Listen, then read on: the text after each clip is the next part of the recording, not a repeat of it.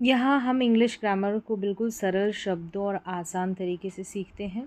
जो बातें आपको कहीं समझ नहीं आती, मतलब जो इंग्लिश के ग्रामर के टॉपिक है, उन्हें हम यहाँ एकदम सरल भाषा में समझते हैं। तो चलिए आज का टॉपिक शुरू करते हैं। आज जो है मैं आपको इन्फिनेटिव के बारे में बताऊंगी। इंग्लिश ग्रामर में इन्फिनेटिव क्या होते हैं, टू प्लस वर्ब का प्रयोग, यानी कि टू प्लस वर्ब का मतलब इन्फिनेटिव। पहचान, उपयोग, एग्जाम्पल्स के साथ। सबसे पहले देखें, डेफिनेशन देख लेते हैं कि इन्फिनेटिव क्या होता है।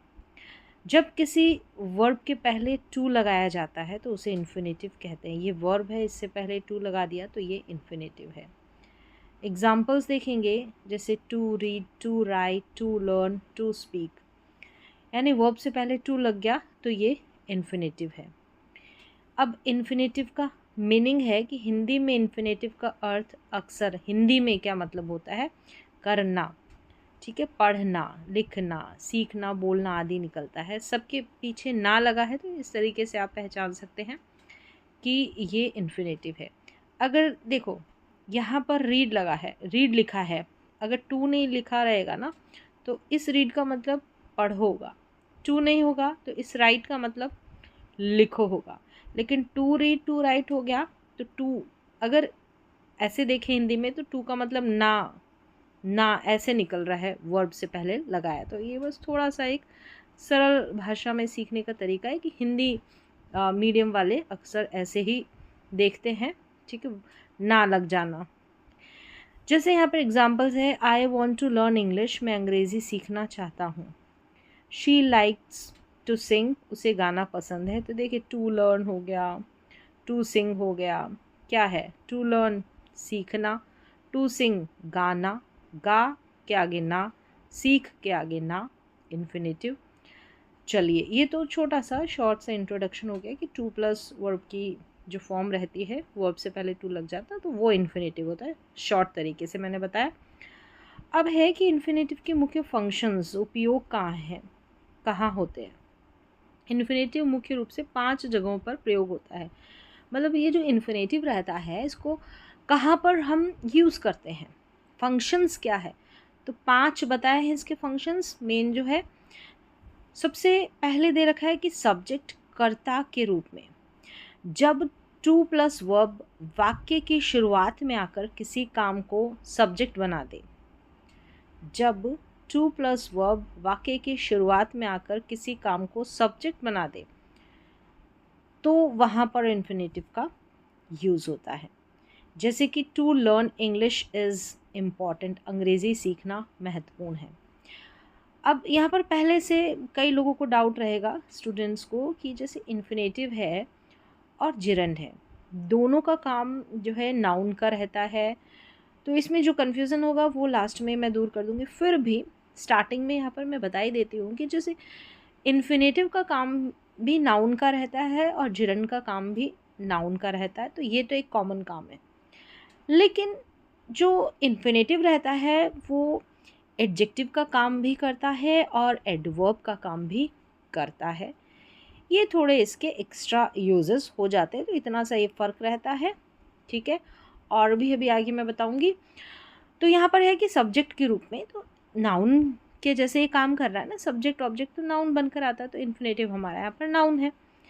तो यहाँ देखें, to learn English is important, to learn हो गया, सब्जेक्ट के रूप में अंग्रेज़ी सीखना महत्वपूर्ण है, ये हमारा इन्फिनेटिव है। To help others is a good habit, देखिए टू हेल्प आ गया ना यहाँ पर, सब्जेक्ट के रूप में दूसरों की मदद करना एक अच्छी आदत है, तो ये हमारा इन्फिनेटिव हो गया। अब यहाँ पर देखिए, जो काम वाक्य की शुरुआत में हो और जिसके बारे में पूरी बात कही जा रही हो वह सब्जेक्ट होता है। तो पता है आपको, सिंपल सा साधारण सी भाषा में और समझा रखा है। चलिए, टू है इसका काम कि ऑब्जेक्ट कर्म के रूप में जब किसी वर्ब के बाद ये आए, वर्ब के बाद, और बताए कि व्यक्ति क्या करना चाहता है, क्या सोचता है या क्या निर्णय लेता है, ऐसा फील हो ना।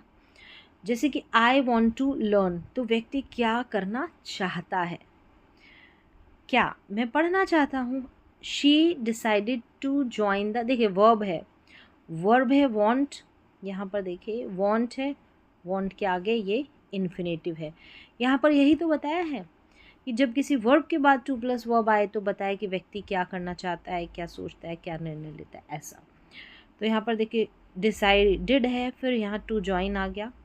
She decided to join the course, उसने कोर्स ज्वाइन करने का निर्णय लिया। वी होप टू विन, हम जीतने की आशा करते हैं। तो देखिए होप वर्ब है, फिर यहाँ पर इन्फिनेटिव आ गया है। Want, decide, hope, plan, learn जैसी वर्ब्स के बाद अक्सर इन्फिनेटिव आता है। कुछ फिक्स्ड वर्ब्स रहती है, उनके आगे इन्फिनेटिव आता है। ठीक है, अब आगे है कि पर्पस, उद्देश्य बताने के लिए यहाँ पर हम इन्फिनेटिव का यूज़ करते हैं। यह इन्फिनेटिव का सबसे महत्वपूर्ण और सबसे आसान उपयोग है। महत्वपूर्ण भी है और आसान भी है। जब हमें बताना हो कि कोई काम किस लिए किया गया है तो इन्फिनेटिव किस लिए, पर्पस से, इससे शो होता है पर्पस। ठीक है, उद्देश्य, किस लिए किया गया, क्या उद्देश्य है।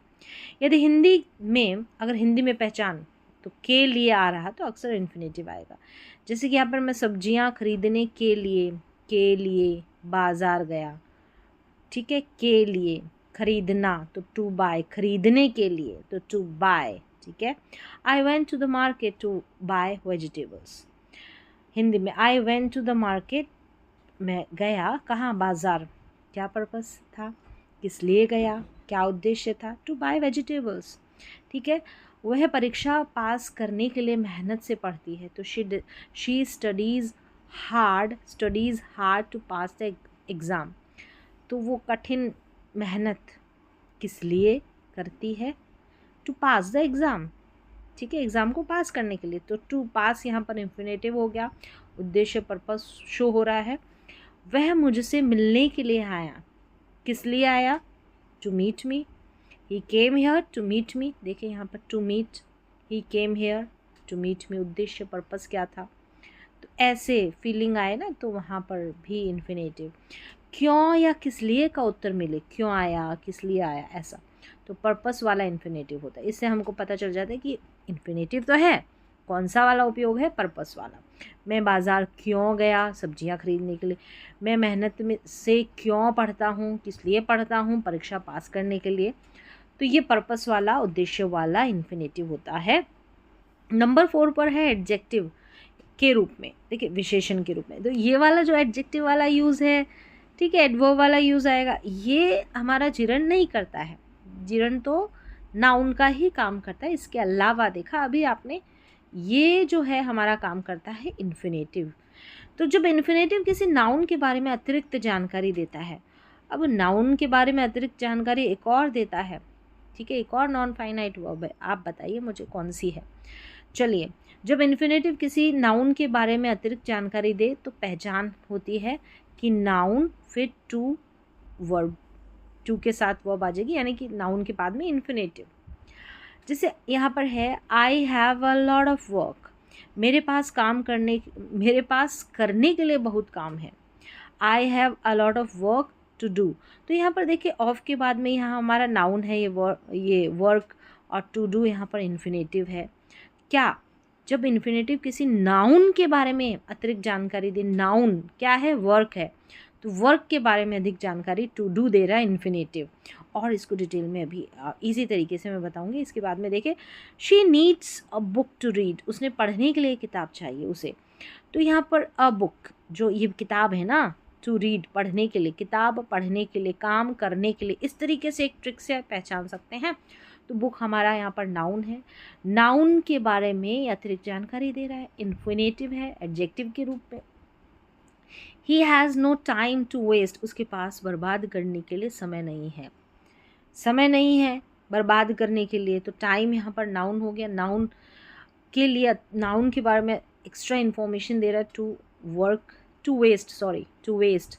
ठीक है, यदि टू और वर्ब, टू प्लस, तो ये इन्फिनेटिव किसी नाउन के बाद आकर उसकी जानकारी दे रहा है ना, तो वह एडजेक्टिव का काम कर रहा है। ऐसी जो रहेगी ना सिचुएशन, वो एडजेक्टिव का। जैसे बुक कैसी, पढ़ने के लिए, वर्क कैसा, करने के लिए, ठीक है, करने के लिए, टाइम कैसा, बर्बाद करने के लिए, टू वेस्ट, करने के लिए, टू डू, पढ़ने के लिए टू रीड, ऐसे। अब पांचवा यूज़ है इसका एडवर्ब क्रिया विशेषण के रूप में। ये हमारा जरन नहीं करता है। जब इन्फिनेटिव किसी एडजेक्टिव या पूरे वाक्य के बारे में कारण या परिणाम बताए, जैसे कि he is happy to see you, वह आपको देखकर खुश है।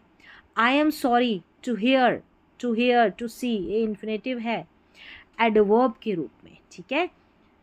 यह सुनकर मुझे दुख हुआ, एक बार फिर से एग्जाम्पल देख लेना, समझ जाएंगे। She was surprise to know the truth, सच्चाई जानकर वह आश्चर्यचकित हो गया। जब happy, sorry, glad, surprise, sad जैसे भाव, फीलिंग्स के बाद टू प्लस वर्ब आए तो अक्सर एडवर्ब वाला इन्फिनेटिव होता है।